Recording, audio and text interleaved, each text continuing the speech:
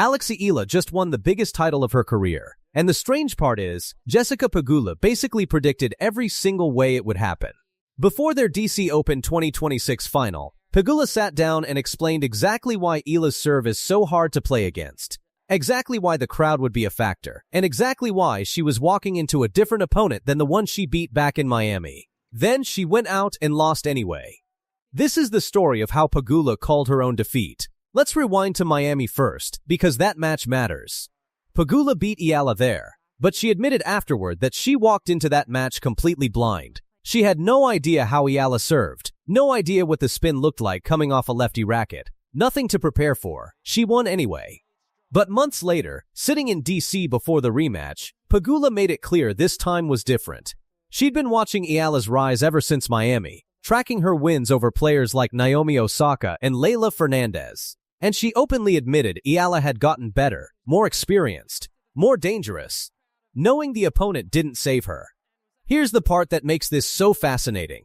Pegula literally broke down, in her own words, why Eala's serve is nearly impossible to punish, even though it's one of the slowest serves on the entire WTA Tour. We're talking serve speeds in the 60s and 70s, numbers that would get most players torched at the net. But Pegula explained that because Eala is left-handed, the ball comes in from an angle nobody's used to seeing. And because the serve stays so low, it sits below net height by the time it reaches you.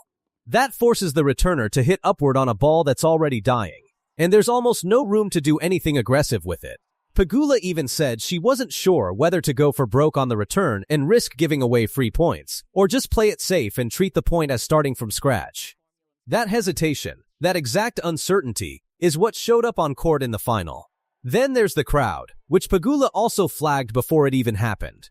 She told a story about playing Eala in Miami before anyone really knew who Eala was, and being stunned that a wall of fans had shown up specifically for her, so loud she could hear it from her hotel room.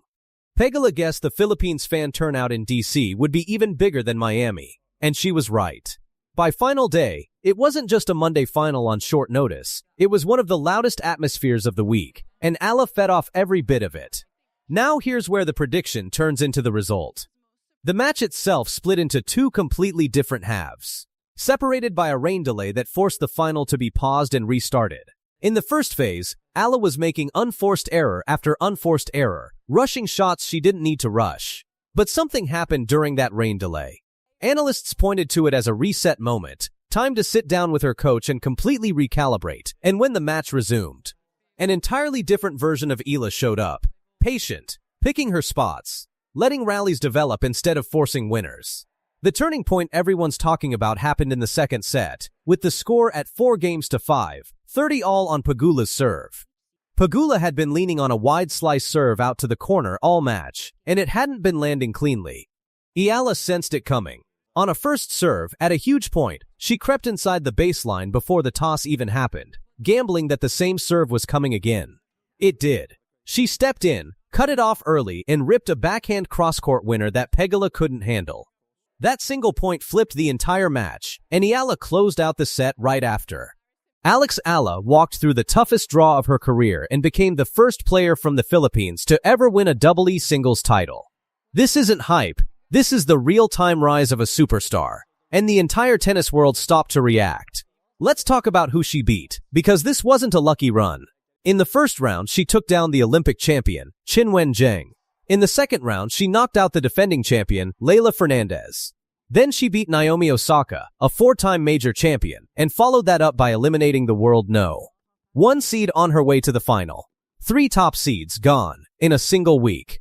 Analysts on the desk called it exactly what it was. She absorbed the power from big hitters like Zheng and Osaka and turned it right back against them, with a return game that's become, in their words, absolutely deadly. Then came the final against Jessica Pegula, and this is where the story gets wild.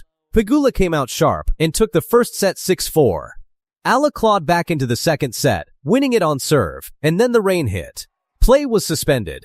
The match got frozen mid-second set, and both players had to walk off, go to bed, and come back the next day to finish at a final that literally spanned 24 hours across 2 separate days. When they resumed, something had shifted. Pegula, who had just 20 unforced errors before the delay, came back out and racked up 30 unforced errors after it wildly uncharacteristic for a player with her experience. Meanwhile, Eala just got bolder. Analysts described her as fearless, aggressive early in points, cranking up the miles per hour on her forehand, and she closed it out by taking the third set 6-1 to win her first career WTA title. Think about what that means for Pegula too. This was her 23rd career WTA final, and she just went to the negative side of her record, now sitting at 11 wins and 12 losses in title matches. And yet she stood on that podium and, with total class, told the crowd how much Eala has transformed women's tennis, how everyone in the building was there to see her play. That's the kind of sportsmanship that made this moment even bigger.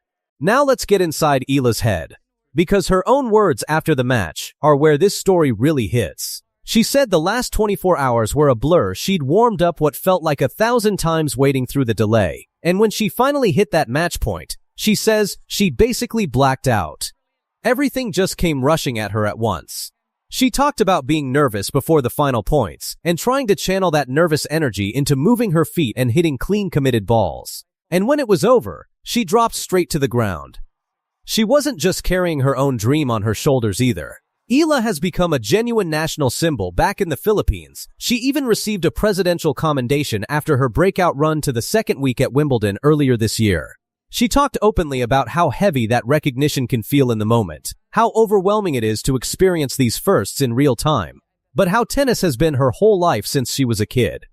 And competing under pressure is the one thing she knows how to do no matter what. And her fan base is turning into its own storyline.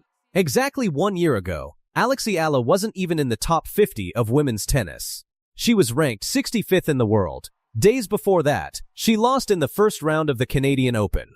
Fast forward 12 months, and she's standing on center court in Washington, D.C., holding her first ever WTA trophy, having just beaten the world number 3, Jessica Pegula, in 3 sets.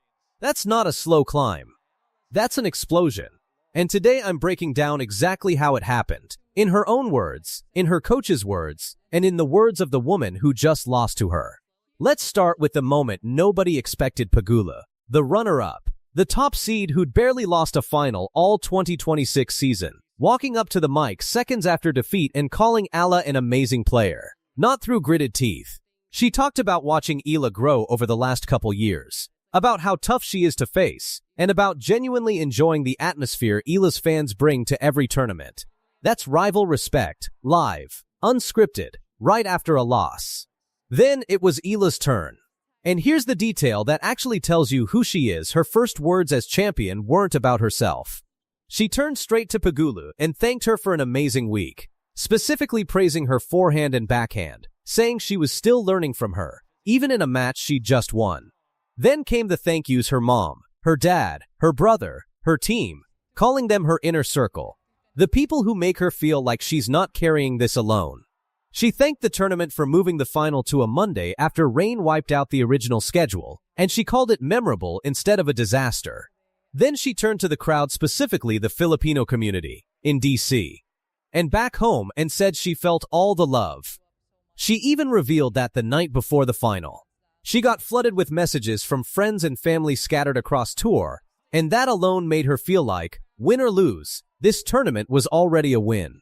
Now here's the number that makes all of this land differently. This win was Eala's 9th career victory over a top 10 player, and her 7th this season alone. She's now the first player from the Philippines ever to win a tour-level title. 1 year ago, she was 65th. This year, she's beaten Naomi Osaka, twice plus wins over top-ranked players at Wimbledon and beyond, and she's currently sitting 14th in the WTA finals race. That's the fastest kind of rise this sport produces, not steady, not predictable, just a switch flipped somewhere in the back half of last season. But here's what actually explains how she held it together during that final. Because it wasn't luck. It rained. Play got suspended, restarted, suspended again. Pegula took the first set, 6-4. Eala was down in the biggest match of her career against a player who almost never blows a lead.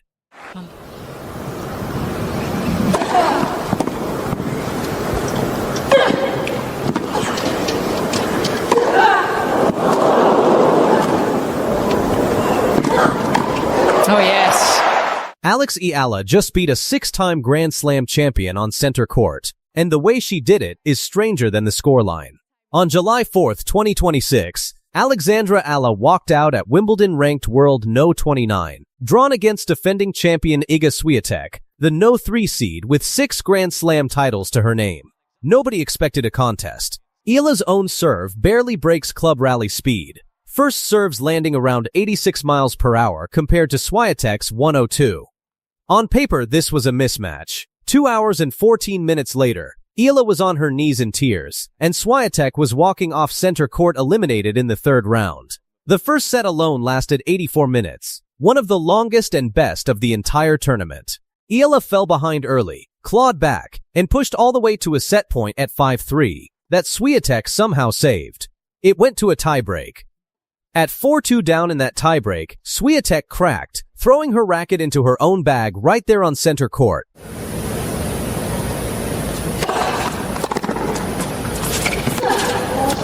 I'm just staying. The defending champion visibly losing her composure in front of a full crowd. Eala saved 2 set points and closed the tiebreak 7-6.